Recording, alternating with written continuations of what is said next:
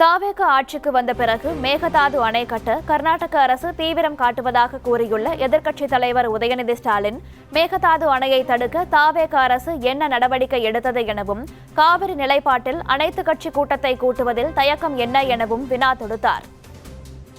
தாவேக அரசு அமைஞ்சதிலிருந்து மேகதாது அணை கட்டுறதுல இதுவரை காட்டாத ஒரு வேகத்தையும் தீவிரத்தையும் இன்றைக்கு கர்நாடக அரசு காட்டி வருகின்றது. மேகதாது விஷயத்துல ஒரே ஒரு முறை மட்டும் பிரதமர்கிட்ட நம்முடைய முதலமைச்சர் அவர்கள் கோரிக்கை வச்சார். அடுத்து மேகதாது பிரச்சனையில இருந்து இந்த பேரவையில் ஜூன் 19 அன்னைக்கு இந்த அரசு ஒரு தீர்மானத்தையும் கொண்டு வந்தது. ஆனால் அந்த தீர்மானம் மட்டும் நிறைவேற்றினா போதாது, அனைத்து கட்சி தலைவர்களோடு சேர்ந்து டெல்லிக்கு செல்ல வேண்டும் என்று எங்களுடைய கழக தலைவர்கள் சொன்ன ஆலோசனையும் நான் இந்த அவையிலே பதிய வைத்திருக்கின்றேன். அப்பொழுதுதான் நாம் அனைவரும் இந்த விஷயத்தில் ஒற்றுமையாக இருக்கிறோம் என்பதையும் நாம் அவர்களுக்கு சொல்ல முடியும். இந்த இடைப்பட்ட காலத்தில் நாங்கள் சொன்னதையும் இந்த அரசு செய்யவில்லை.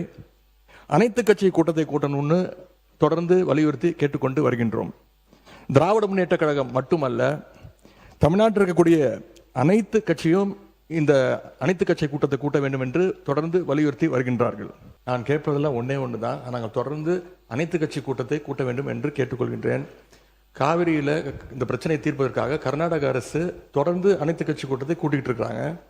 அங்கே இருக்கிறவங்க எல்லாருடைய கருத்துக்களையும் கேட்குறாங்க.